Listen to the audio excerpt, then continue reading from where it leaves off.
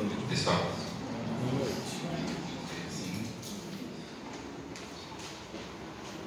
Cara, eu estou voltando de novo aqui a essa casa, né?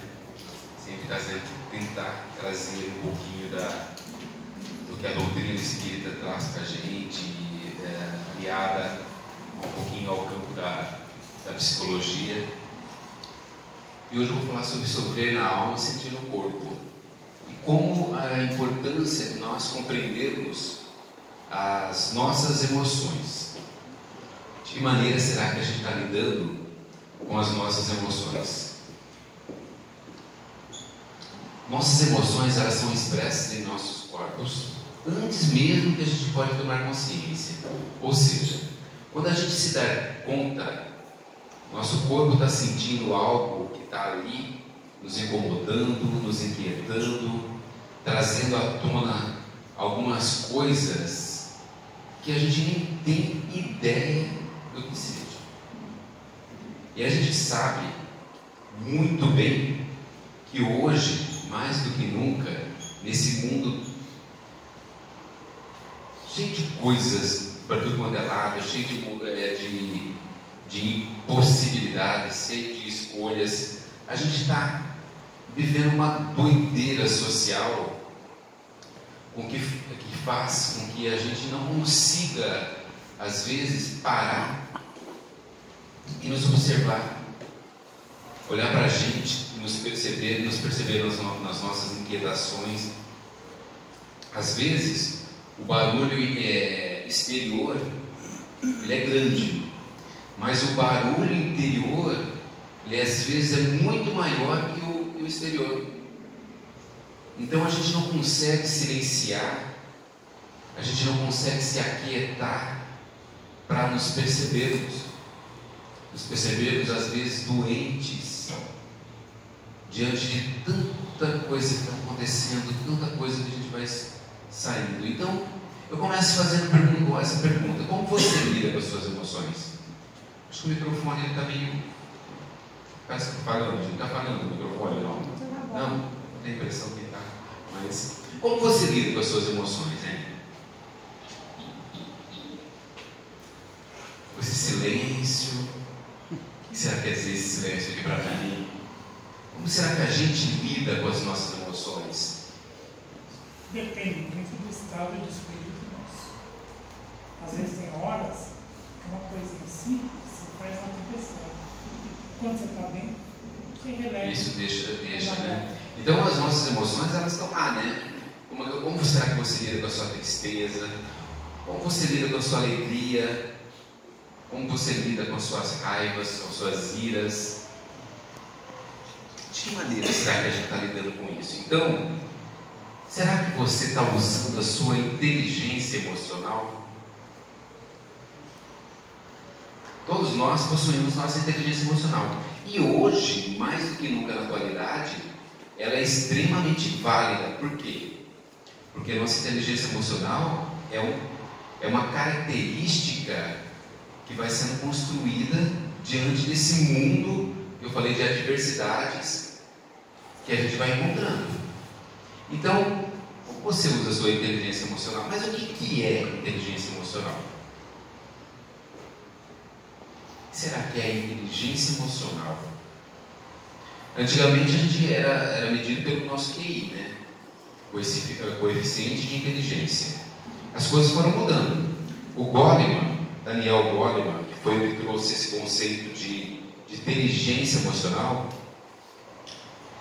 ele começa a mostrar para a gente que nós somos muito mais do que um simples pensamento. Somos muito maiores do que isso.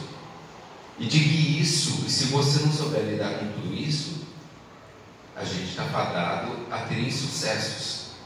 E o Goleman, recentemente, ele trouxe também outro tipo de inteligência. Sabe qual que é? Eu não vou falar aqui hoje, mas não vou dar ênfase nela, mas ele trouxe a inteligência social. Por quê? Porque nós estamos em comunidade. Ou seja, há a necessidade da gente nos olhar e olhar ao nosso redor. De um jeito ou de outro, a gente tem que viver em comunidade. Então, consequentemente, Nós temos que ter também inteligência social. Mas a inteligência emocional, eu vou pegar os conceitos do que o Daniel Goleman traz, ok? Para depois a gente tentar compreender um pouquinho melhor. Então, inteligência emocional, o Goleman diz assim, começa tendo uma autoconsciência. Ou seja, conhecer as suas próprias fraquezas, as suas próprias emoções, as suas forças e seus impulsos. O 2 é uma autogestão, ou seja, é você controlar os seus impulsos e atitudes ruins. Então, lembra que eu falei, por exemplo, da raiva? Não é proibido você ter raiva, não nem tem como, não é? Mas o que você faz? Será que você consegue autogerir a sua raiva? De que maneira você faz a gestão desse sentimento naquele momento que acontece? O 3 é a empatia. Conquistar e levar em conta os sentimentos dos outros. A empatia está super falada agora ultimamente, não é? Nós vivemos em 2 polaridades. Uma polaridade egocêntrica e a outra empática. Certo? Não é isso? Ou seja, eu preciso satisfazer as minhas necessidades para ir para a necessidade do outro. Na maioria das vezes, qual polaridade que a gente está? Vocês acham? Nós estamos muito na polaridade egocêntrica. Muito, o tempo todo. E deixamos a polaridade empática lá embaixo. Tem equilíbrio disso? Não tem nenhum equilíbrio, né? Aí você tem que sempre estar lá. Jesus, qual que é a máxima de Jesus? Vamos ver quem lembra o maior mandamento de Jesus. Amar a Deus e o próximo. Amar ao próximo como a ti mesmo. Vocês percebem que amar ao próximo como a ti mesmo é você satisfazer as suas necessidades egocêntricas, amar e satisfazer as necessidades empáticas. É o equilíbrio. Olha como Jesus foi danado já naquela época. Ele já colocou o princípio do ego equilibrado. Ou seja, eu satisfaço as minhas necessidades egocêntricas e satisfaço as necessidades do outro também. Ama-te ao próximo como a ti mesmo. Eu preciso ter esse equilíbrio. Isso quer saber usar a nossa inteligência. E a habilidade social, que é a capacidade de agregar e motivar pessoas. Então, a inteligência emocional, ela está ligada a 2 princípios básicos. O primeiro, o intrapessoal, ou seja, é você se olhar através do processo de autoconsciência, autorregulação e de motivação. E o interpessoal, que é com o outro. Parece óbvio, mas vocês têm ideia do que é saber gerir as suas necessidades intrapessoais e saber lidar com o interpessoal? Se fosse fácil, a gente talvez nem estaria aqui, né, gente? Mas a gente já estaria em outro mundo. Talvez a gente já estaria num mundo de regeneração. Porque ainda a gente não consegue lidar com o inter e com o intra. Às vezes é demais para nós. Então, olha só. Alguns sinais de inteligência pessoal. Vamos ver se você já se encaixa. Já começa a fazer aquele tiquezinho assim. Opa, esse sim. Não, esse eu acho que não. Quem sabe esse? Vamos ver aqui alguns sinais de inteligência emocional. Assumir a responsabilidade do que acontece na sua vida ao invés de achar culpados. Esse é o item 1. Assumir responsabilidades e parar de culpar o outro. Será que é o outro que vai gerar as suas raivas? Ou você deixou que essa raiva fosse criada pelo outro? Ódio. O 2, se permitir chorar e aceitar as tristezas para depois levantar a cabeça e seguir a vida. O que é isso? Isso é resiliência, não é? O que é resiliência? Resiliência é o ato de você se passar pelas danuras que a vida traz e seguir em frente. Embora. Certo?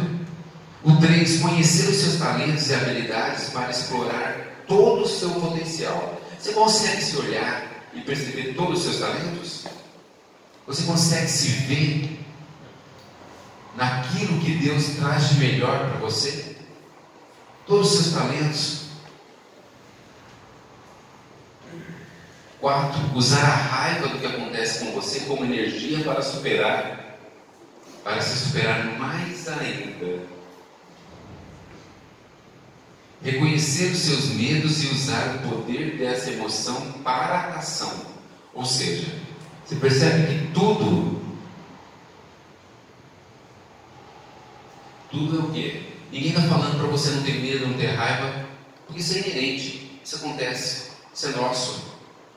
O que a ideia da inteligência emocional é utilizar isso a seu favor, como um elemento catalisador que vai agregar e vai potencializar principalmente sua reforma íntima, principalmente o seu processo de evolução moral e espiritual.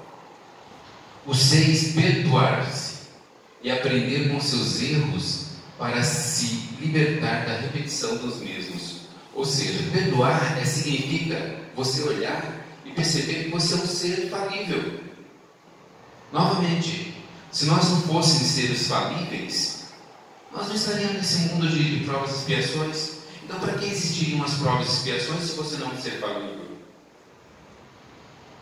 Então, é se olhar e saber que você pode se perdoar por essa falibilidade, de perceber ainda um ser perfeito a caminho da perfeição. Olhar para os seus erros e se dar conta de que eles estão fazendo você melhor. O 7, ser feliz fazendo o que mais ama e cumprindo sua missão nesse mundo. Gente, qual é a nossa maior missão no mundo? O que vocês acham que é a nossa grande missão como seres encarnados aqui? O que vocês acham? Qual a nossa grande dificuldade? Aprender a amar. Porque a gente não leva outra coisa da vida que não seja o amor que a gente plantou, que a gente construiu. A gente não leva nada. E se vocês como espíritas sabem disso mais ainda, não é? A gente só leva o amor. Só leva o amor. Expressar o amor em gestos, palavras e atitudes para que esse sentimento envolva todos os seus relacionamentos e a sua vida. Então, aqui, amar, né? A inteligência emocional, ela pode, e com certeza, ela vai ser aprimorada.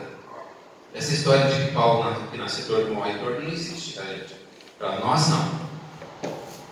Ou seja, ela pode ser aprimorada através do quê? Novas formas de pensar, novos hábitos. Ou seja, os campos que a gente tem lá, pensar, sentir e agir, ele tem que ser colocado em prática. Adianta eu frequentar o centro espírita todo sábado ou mais vezes na semana e não praticar tudo aquilo que eu venho aqui, que eu aprendo? Nossa, eu li 20 livros esse ano e não tirar nenhuma lição, não se modificar nada. Ou seja, às vezes nós temos que sair desse campo da reflexão e agir. É agir. É isso que a inteligência emocional traz, de que fala assim, ó, você pode aprimorar tudo isso. Mas às vezes não é tão difícil, né? Eu tenho isso, eu tenho um filho para cuidar, meu emprego está me deixando muito cansado, porque o Corinthians vai jogar amanhã, e aí vai, né? Eu vou sempre adiando o agir, sempre vou trazendo e postergando para um outro tempo, para uma outra encarnação. Já que eu sou espírita, né? Eu deixo uma outra encarnação tudo isso. E vou deixando. Então, quando a gente deixa de usar essa inteligência emocional, o que será que acontece? Quando a gente às vezes deixa se apoderar por essa raiva, por rancores, por mágoas, a ausência de habilidades para lidar com nossas emoções é a causa principal das nossas dores, pois sem uma leitura precisa do que significa e para que serve cada uma delas, agimos em desacordo com aquilo que sentimos. Então, cotidianamente, a gente vai vestindo e usando máscaras para nos ocultar de nós mesmos. Na maioria das vezes, é de nós mesmos. A gente veste de máscaras e vai deixando, ocultando, muito mais do que a gente pensa. E aí, o que acontece? A medicina atual, ela já está revelando uma conexão entre o sistema endócrino, o neurológico e o imunológico, ou seja, tudo está conectado. Nós somos um todo. Então, se você pega, por exemplo, olha só, alguma das emoções que eu coloquei aqui, bem rapidinho, só para a gente... Vamos pegar, por exemplo, a alegria. A alegria, ela vai liberar serotonina e dopamina e vai causar bem-estar. Todo mundo sabe disso, né?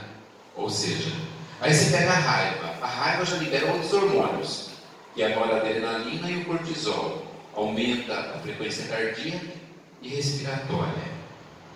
Então eu peguei duas coisas antagônicas. Certo? Vamos pegar a tristeza também, que é maior ainda. Aumenta os níveis de cortisol.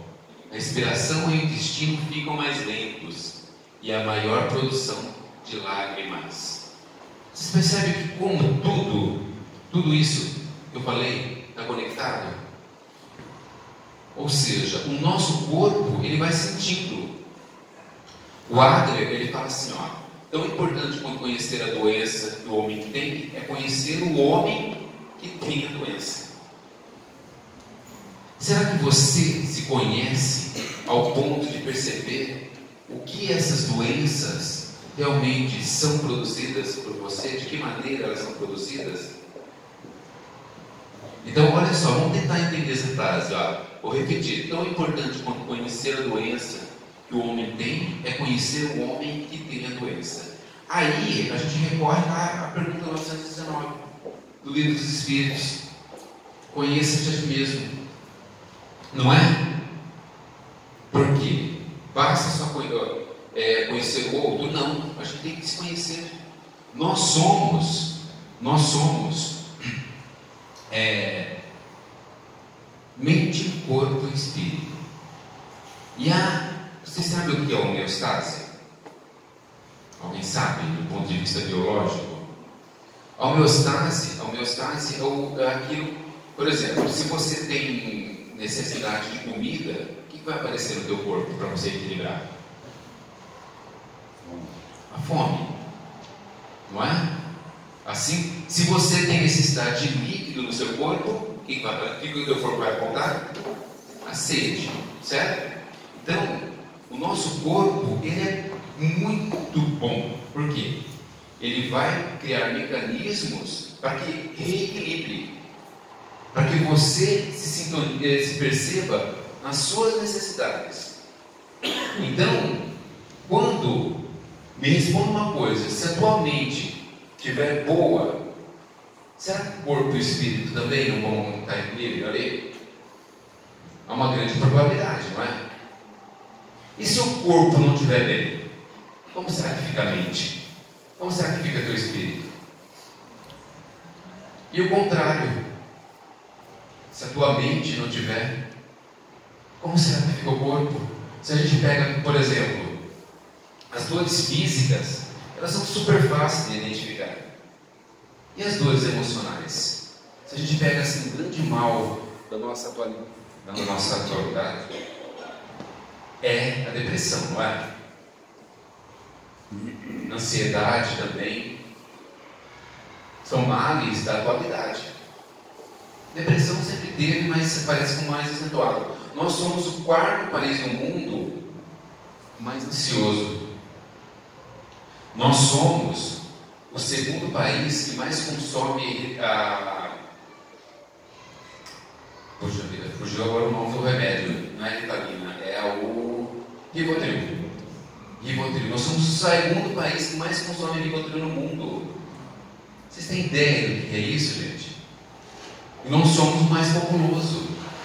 Então, se não houver um equilíbrio entre esses três itens, ou seja, se tudo ali não estiver em sintonia, a razão, a espiritualidade, os nossos desejos, a nossa afetividade, ou seja, os nossos sentimentos, se tudo isso não estiver em harmonia, com certeza as doenças começam a aparecer, certo?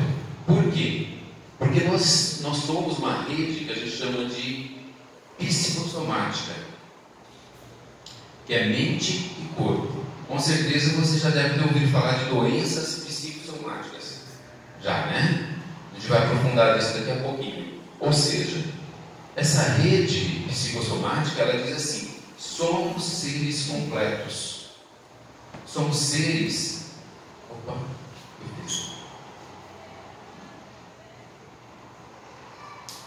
somos seres que temos sentimentos, que agimos pela razão, o logos, a espiritualidade.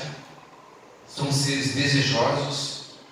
Na psicanálise, nós somos seres chamados seres faltosos. Sempre nos falta algo.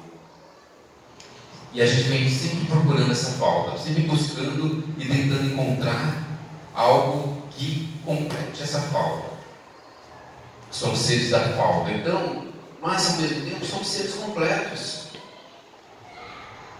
Se a gente não se harmonizar, o que acontece? Com certeza as doenças psicossomáticas elas vão começar a aparecer. Então a mente é onde se produzem os pensamentos, certo? A partir dele se cadeia uma série de fenômenos físicos através do cérebro, que é o local de reconhecimento de todos os fatos que passam no organismo. Ou seja, vamos começar a entender e compreender qual que é a base ali. Se estamos, como que estamos com o nosso pensamento? Como estamos com o nosso pensamento? Quando surgem pensamentos danosos, como você lida com eles?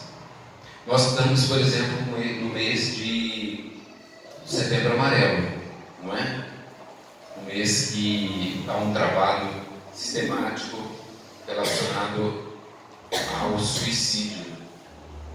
Lá no Mensageiro de Luz, que é de onde eu venho, nós estamos fazendo um mês completo, inteirinho. Todas as palestras do mês são com a temática relacionada ao suicídio. Inclusive, terça-feira sou eu que vou fazer a palestra lá, que é suicídio e juventude. Mas vamos pegar e pensar, os seus pensamentos relacionados, por exemplo, à ideia de morte. Como você lida com a sua finitude, sendo espírita, principalmente? Sendo espírita. Porque o espírita, o que acontece? A base da nossa doutrina, o que é? Que existe vida após a vida, dessa vida carnal que a gente tem. Ou seja, e aí diante disso, como você lida com a tua finitude? Saber que você vai acabar um dia. Como seus pensamentos giram em torno disso? Com base nessa comunicação holística, não há mais dúvida atualmente que muitas doenças têm seu ponto de vista de partida no tipo de pensamento que a pessoa cria na mente. Ou seja, a forma como você conduz os seus pensamentos é que vai produzir em seu corpo muitas coisas das quais a gente precisa lidar. O seu corpo vai armazenando emoções ao longo de uma vida que vão se refletindo em forma de dor, em forma de sofrimentos, certo? Nunca é tarde demais para prestar atenção nas emoções não expressadas que arquivamos no corpo, que se manifestam através de dores, desconfortos e tensões. Se eu perguntasse para vocês aqui, quem nunca passou por uma dor? Difícil, né? Novamente, se a gente está no campo das provas e expiações, com certeza a gente está passando por dor. A gente está passando por sofrimento e a gente vai continuar passando por dor e sofrimento. Mas os seus pensamentos é que vão fazer a diferença. Então, olha só, dá uma olhadinha nos efeitos, vamos dar uma olhadinha nos efeitos das emoções. Se eu perguntasse assim, quem tem medo de falar em público aqui? Pode abrir a mão, só para eu ver aqui. Vamos ver, quem tem medo de falar em público aqui? Falar em público não é algo fácil, não. Não é? Não é mais ou menos como está ali no desenho? O que vai acontecer? Aí você vai tentar entender. Por que eu tremo? Por que meu coração está acelerado na hora de falar? Por que eu fico suado? Por que minha voz fica mais aguda? Qual é a causa das mãos e os pés frios? Por que minha barriga vira tanto? Porque às vezes dá branco. Olha quanta coisa acontecendo no teu corpo do ponto de vista físico. Ou seja, é um medo que você criou e vai ocasionar mudanças físicas. Eu estou falando de um evento, mas olha só, dá uma olhada no que o estresse faz no seu corpo. O estresse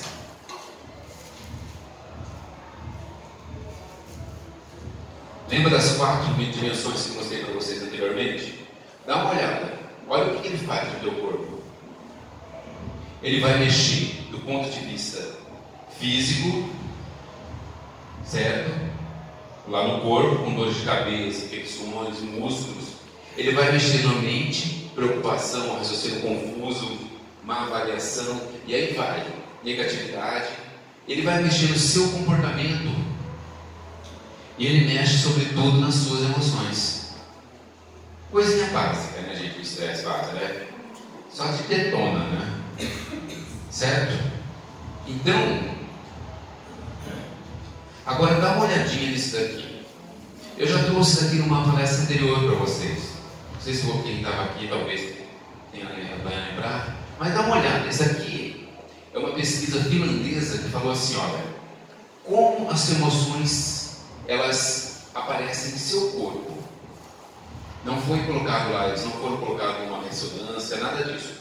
Como eles aparecem? Então, onde você acha que a energia está mais? Se a gente pegar, olha só, dá uma olhada na felicidade. Olha como ela toma conta do teu corpo inteirinho. Inteirinho. Em compensação, olha só, quer ver? Opa. Olha a depressão. Quem geralmente tem período de depressão reclama muito das polaridades frias, geladas. Por quê? Falta de energia correndo no corpo.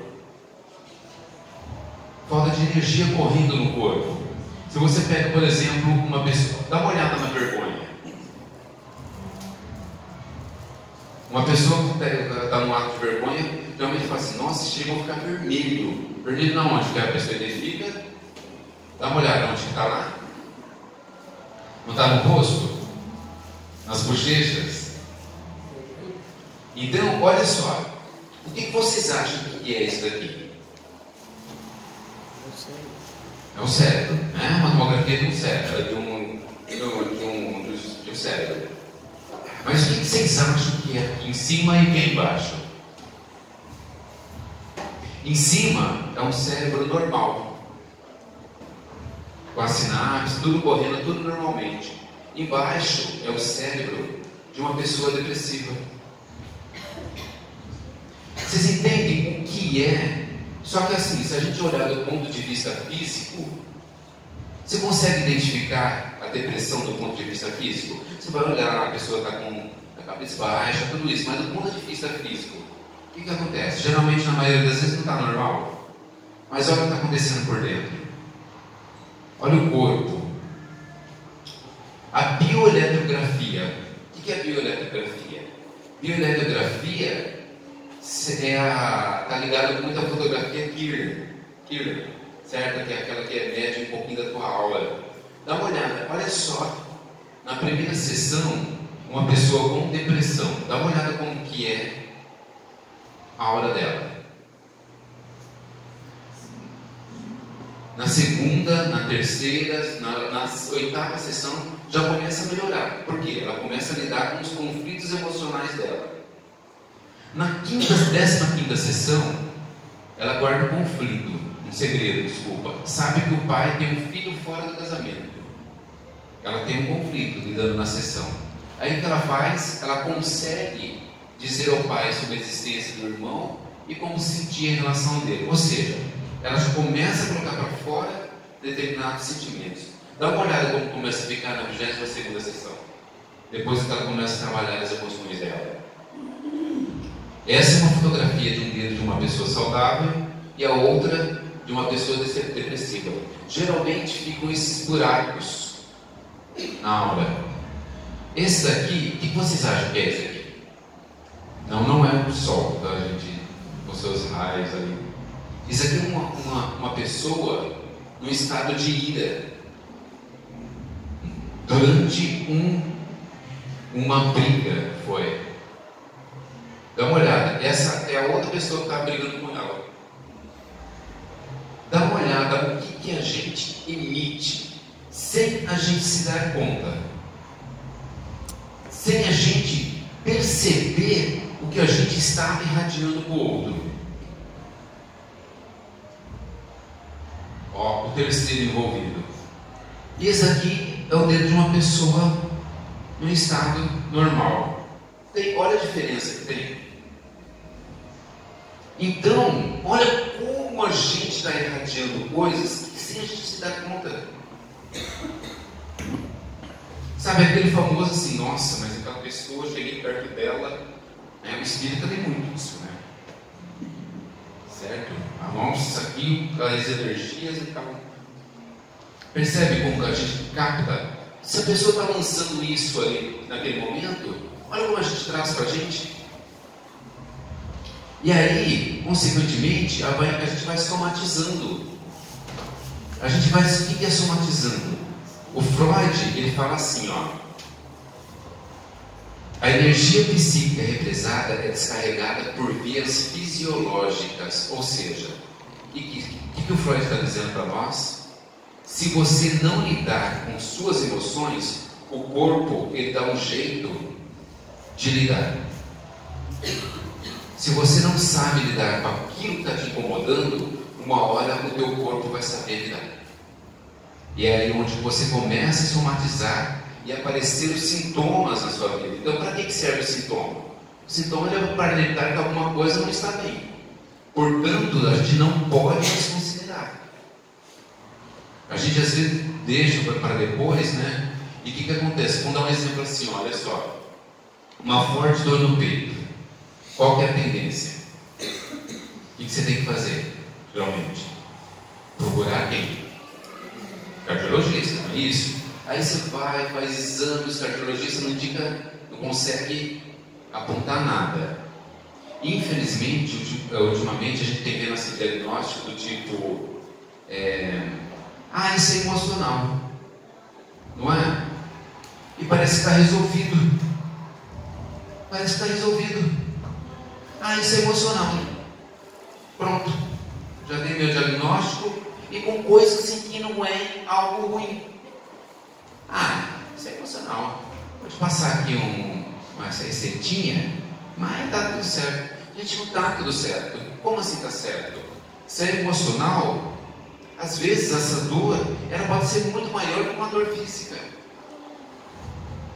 Então a gente ainda está nesse processo de aprender a lidar. E aí eu coloco para vocês o seguinte: qual a função dessa somatização? É o momento de a gente parar, refletir, verificar o que está errado na nossa vida pessoal, na nossa vida profissional, o que está errado na nossa vida afetiva, financeira, acadêmica. Trate da sua parte emocional, porque o corpo nos diz o psicológico também. Então, é a gente começar a se olhar dentro desse âmbito geral e nos perceber diante disso tudo. O que será que está acontecendo? Por que eu estou tendo essa forte dor no peito de vez em quando? Por que eu estou tendo falta de ar? Por que essas manchas estão saindo na minha pele? Então, olha só, aquilo que eu já disse anteriormente. Psicossoma significa alma e soma é o corpo. A psique é a alma e o soma é o corpo. Doenças psicossomáticas são as doenças da alma, do corpo. Então, a gente conhece algumas que são extremamente comuns. Alergia, bulimia, infertilidade, infarto, diabetes, doenças, disfunções glandulares, doença gástrica, respiratória. Lembra de eu falar assim, há uma úlcera nervosa. Úlcera nervosa significa o quê? Quanto sapo você está engolindo, hein? Para ter transformado em uma úlcera nervosa? Quanta coisa você parou de dizer e ficou preso aqui na garganta, aí você tem inflamações de gargantas recorrentes. Na adolescência, principalmente com meninas, eu trabalho com escolas, né? Então eu estou cotidianamente nas escolas aqui de Americana, Santa Bárbara e Nova Odessa. Extremamente comum bulimia, ou seja, distúrbios alimentares. Extremamente comum a automutilação. Meninas, principalmente, se cortando para dizer o quê? Olha, está doendo muito aqui. Aqui dói menos. Aqui dói menos. Aqui eu sei lidar. Aqui não. Muito comum, gente. E ontem eu fui em Sumaré também dar uma palestra lá também. Eles disseram a mesma coisa lá. Mesma situação. Então, olha só, as dermatoses são extremamente comuns como doenças psicossomáticas. O vitiligo, a psoríase, né? A psoríase, principalmente, ela está intrinsecamente ligada a uma questão emocional. O vitiligo, então, é uma dermatose na qual o estresse tem um poder muito grande. São todas doenças que surgem a partir do quê? Esses desequilíbrios emocionais, eles vão surgindo. Lembra que eu falei da modernidade? O tanto que a modernidade vai trazendo de coisas para a gente. Então, olha só, é desde uma instabilidade social e financeira, dificuldade de mostrar os seus sentimentos e emoções, angústia, medo, raiva, tristeza, término de uma relação, morte, desemprego, mudança. Gente, se a gente colocar aqui, vai ser uma lista de coisas muito grandes, não é? Que podem ocasionar essas doenças psicossomáticas.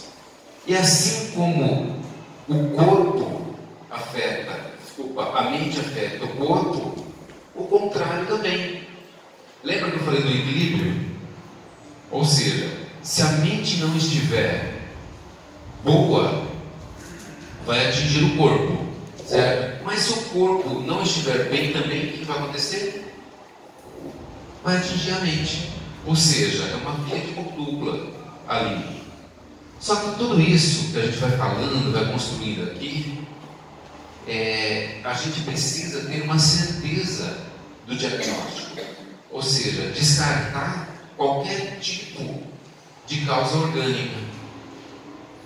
O primeiro ponto é esse, ou seja, é procurar um médico, verificar, fazer todos os exames que são possíveis.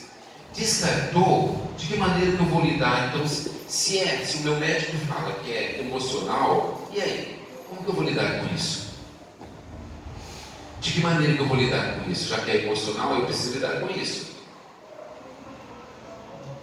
Não basta ter um diagnóstico, eu preciso lidar com isso, não é? Então, a melhor maneira vai ser o quê? Tratando o corpo e mente. E aí, nesse interim, o Freud joga na nossa cara que é assim, ó.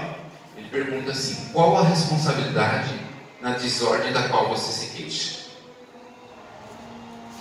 Qual é a sua responsabilidade na desordem da qual você se queixa? Eu tenho lá no Mensageiro de Luz, nós temos os nossos grupos de terapia.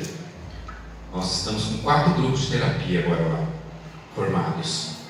E eu percebo nitidamente que a responsabilidade pelos seus atos, pela construção do seu ser, às vezes é ignorada. Eu culpo muito o outro pela minha queixa. Eu vivo, porque é muito mais fácil resolver no outro, né, gente? É muito mais fácil resolver no outro, porque o outro está ali, né? E eu não olho para mim. Então, responsabilidade significa o quê? A gente se dá conta que nossos sentimentos e emoções são nossos. Parece óbvio isso, né? Mas isso não é do outro, são nossos. Responsabilidade por isso. Só que qualquer responsabilidade, ela está ligada a um respeito ao sentir, nosso sentir, e sentir do outro também. Que significa o quê? Que cada um, ele vai sentir a sua maneira. Cada um sente a sua maneira. Às vezes um sente um pouquinho, o do meio vai sentir um pouquinho mais, e o outro vai sentir muito maior. A gente não pode ignorar esse sentir. A gente não pode e não deve ignorar o sentir do outro, certo? Joana de Ângeles, ela fala assim o seguinte, que nós estamos tentando sempre resolver tudo de imediato. A gente quer as coisas para agora. Ela fala assim, não se trata de uma conquista imediata, mas de um esforço contínuo a fim de criar novos padrões de comportamento, apresentando de maneira nova as ocorrências destituídas de significado. O que ela quer dizer? Ela fala assim, gente, a coisa não precisa ser resolvida agora, mas ela tem que ser resolvida aos poucos. Quantas e quantas encarnações a gente já passou para tentar resolver pequenos problemas? Às vezes a gente precisa de uma encarnação inteira só para aprender a parar de falar mal dos outros. Que parece coisa tola, não é? Mas a gente precisa de uma encarnação inteira para aprender a parar de falar mal dos outros. E aí, só que também Joana de Ângeles é sábia e dizer que é assim, toda enfermidade que acontece conosco, mesmo produzindo sensações desagradáveis ou emoções desconfortantes, faz parte das experiências que vão nos promover como ser humano. São elas que vão nos conduzir à plenitude, como Joana de Ângeles diz. Então, quando a gente se dá conta que tudo está certo, tudo tem um propósito ali, que faz parte das nossas experiências, só que a gente tem que aprender a lidar com elas. Porque afinal de contas, o espírita ele tem que ter a sua base na perseverança e na fé. E a gente vai só reconhecer um verdadeiro espírita quando ele tiver a sua transformação moral e pelo esforço que faz para dominar as más inclinações. Kardec já dizia isso lá no Evangelho segundo o Espiritismo. O que são as minhas más inclinações, das quais eu preciso dominar? Não é aprender a lidar com tudo isso que a gente comentou aqui hoje? Aprender a lidar com aquilo que você tem de ruim, com aquilo que você tem de bom. Ou seja, com essa qualidade da qual nós somos. Lá no Livro dos Espíritos, Kardec diz assim, e como que o homem poderia vencer essas má tendências? Ele seria pelos seus próprios esforços? O que ele fala? Sim. E às vezes com pouco esforço, o que lhe falta é o quê? Vontade. Eu sento na minha zona de conforto e lá eu fico. Ai, como são os poucos que se esforçam. Ou seja, falta o quê?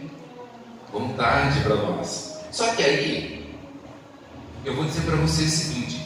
Vocês estão lembrados que eu mostrei lá do ponto de vista como as emoções agem no corpo. Eu mostrei para vocês o cérebro do normal, do depressivo, mostrei. Só que a força de vontade, recentemente os cientistas lá da Universidade de Stanford, eles descobriram que isso está aqui também conosco. Olha, está lá. Faz parte de nós também. E às vezes a gente ignora isso. Ela está lá. Por que será que a gente não consegue lidar com ter essa força de vontade? Preguiça, será que é também? Porque ela está lá. Está lá no nosso cérebro, né? Então será que já nos encontramos dispostos a transformar o mal e a construir todo o bem que a gente podemos para nós e para os outros, fazendo de nossa vida um projeto de cumplicidade, de amor? Será que a gente já trabalha o auto-perdão, a cumplicidade com a decisão de crescer, o desapego às coisas materiais? Será que somos eternos vigilantes? Será que a nossa prática de oração ela é constante e autêntica, sem esperar trocas? Será que a nossa oração a gente não espera simplesmente que haja uma troca? Simplesmente eu oro e agradeço. Nosso amor incondicional, a caridade. Caridade que é mais do que nunca é o amor em ação. É o amor em ação a caridade. Então, para lidar com tudo isso, a gente vai